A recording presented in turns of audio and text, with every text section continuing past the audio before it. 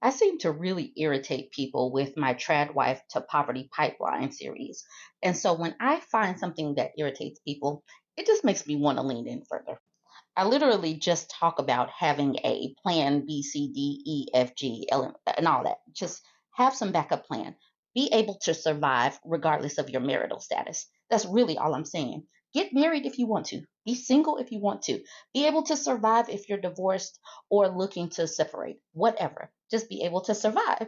So we got Miss Elizabeth Wrong here talking about having a backup safety net for a potential exit is not trusting your partner. Why would you go into a marriage with one foot out the door? That's why you're saying have a backup plan. That's literally wrong, Elizabeth Wrong. That is not why I'm saying having a backup plan, because life happens. People get hurt at work. People die. It happens. Some people don't have insurance. There might be a gap in insurance from the time that you get paid to the time that from the time that you pass away. There might be a gap. Being able to survive regardless is important. So, because of Elizabeth Wrong here, I decided to make another video because they just keep coming at me, and there's so many comments where women did not have a backup plan. So, I'm just going to read some of the comments.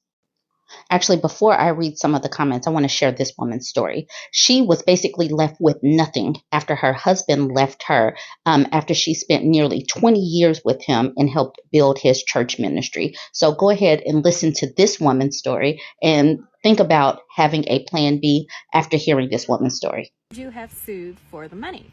This question comes from the Post in regards to my ex-husband marrying the second wife, who called me a few months into their marriage, thanking me for the 18 years and 11 months I was married and helped her now husband have the wealth that he had. The unique thing about our finances were that because he was the next faith healer on the precipice of greatness, he incorporated and had a corporation for his ministry, much like all the other churches in our movement. And the way these ministries and churches are incorporated is that they are not-for-profits, 501c3s. And that doesn't mean a whole lot to people that like have normal jobs and come home with a paycheck and a W-2. But what it meant for us was all the monies we made went into this corporation. Why? Well, that corporation was exempt from federal taxes. That means a church and our ministry at the time, every dime that it earns, did not have to pay federal taxes as long as it stayed in that corporation. Now, when we incorporated, I thought, I love this man. I'm married to him forever. He would never, ever hurt me, and he would always do right by me. Don't think like that. Because I thought like that. I thought, it's pretty smart to keep all the money in the corporation, then use it for corporate things, and then only withdraw what is needed into our joint account. So that when we got divorced, there was a ton of assets in the 501c3, the ministry, the corporation. And because he had his mother on the board, all it took was a quorum, him and his mother, to vote me off the island. Oh man, I cut myself. And once they voted me off the island, that left him in charge with his mom, and they just went and got a new board member, still leaving them as the majority. This must be something to do with getting old. Your skin gets thin. So when he married wife number 2, she got all of those assets, the cars, all of the money. Did I have a right to it, even though I helped build that ministry and continued to work for that ministry until 3 weeks before we divorced? No, I had no right to it. It was legally and rightfully his. I had no form of recourse. And I also had no bank account in my name, no work history for 20 years, no cash in my name. Don't do that.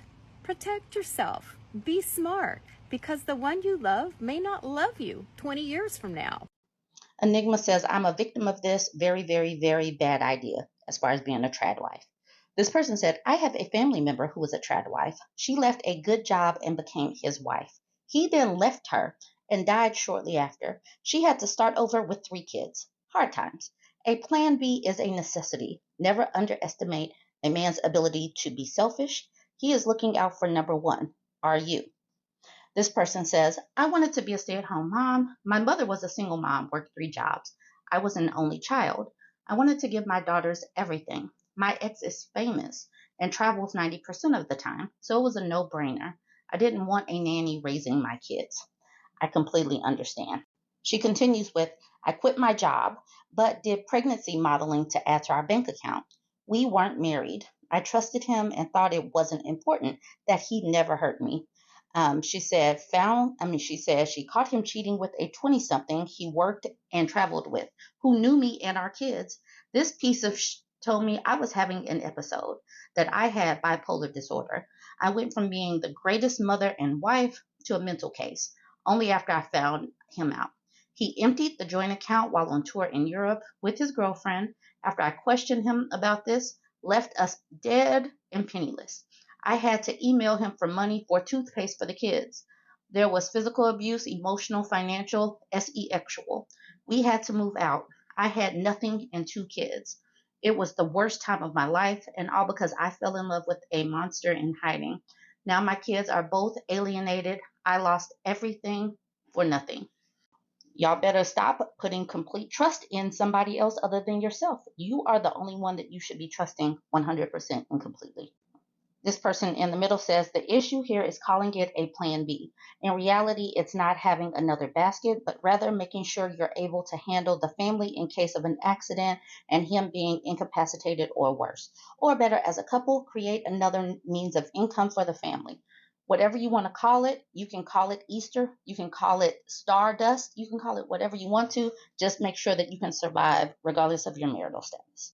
This person says, honey, I'm a prime example. I'm a single mom starting over. Getting back into the workforce, it has been rough. The only upside was that I got half of our assets. The child support is not even worth it. The cost of raising kids does not even come up close to the cost of child support.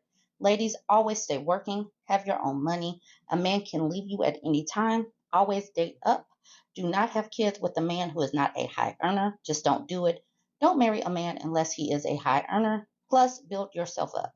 You want to be a power couple with your man? Of course, you can let him spoil you and be submissive, but in my honest experience, this lets him have too much power over you. This person says, going through this now. I was independent and doing well.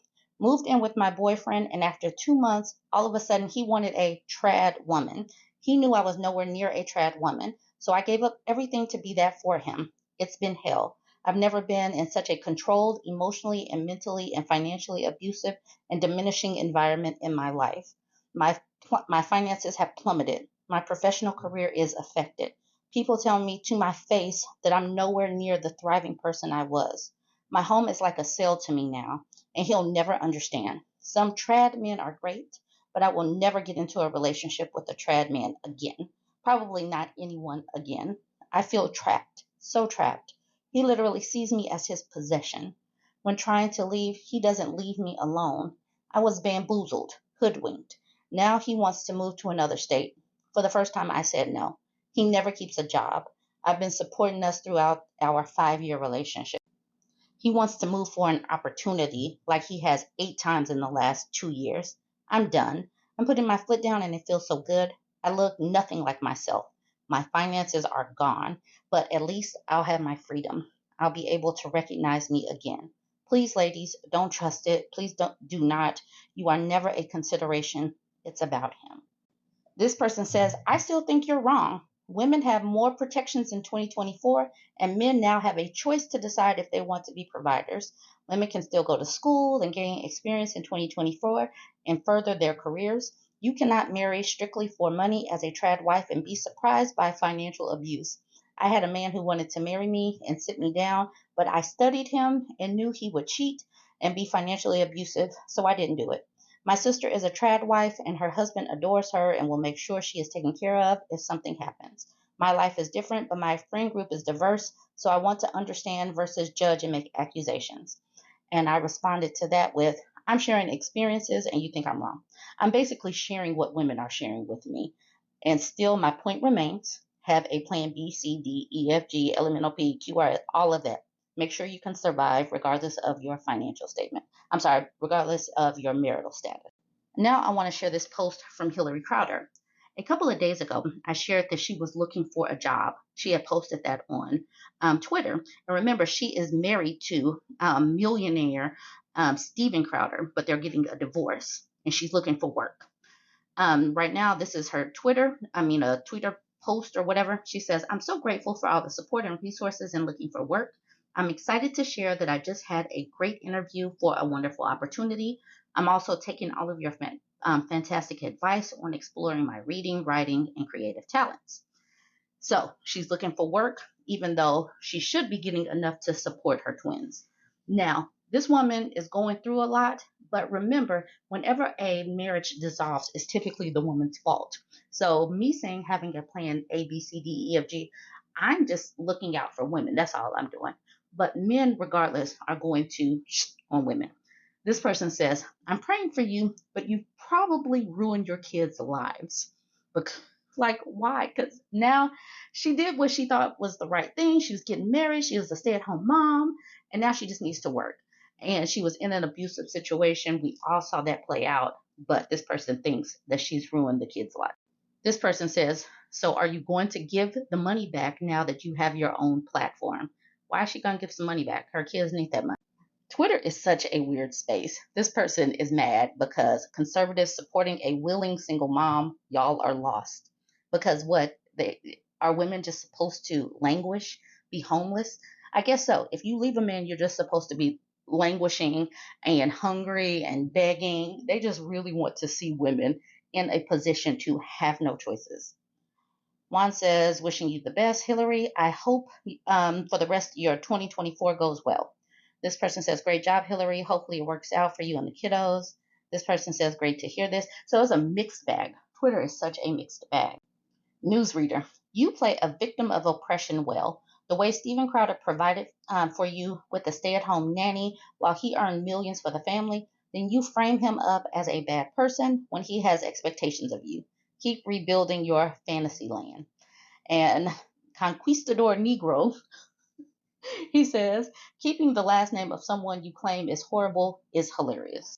So here she is unboxing her new computer. Work computer arrived. I think this makes it official. Good for her. So I go over to her page and I make this comment. I tell her that I make these series of videos talking about trad wives and proceeding with caution. I said, would you create a plan B and C knowing what you know now? And I gave her my video. I'm wondering if she will respond. It's been an hour or so since I made this comment. She has not yet, but we shall see, because I want to know, will she be able to look back and say, I made this misstep here, here, and here. Maybe I would change it. I would give this advice to the next person. We shall see. Anyways, jump in my comments. Let me know what you think. Don't forget to like, comment, and share.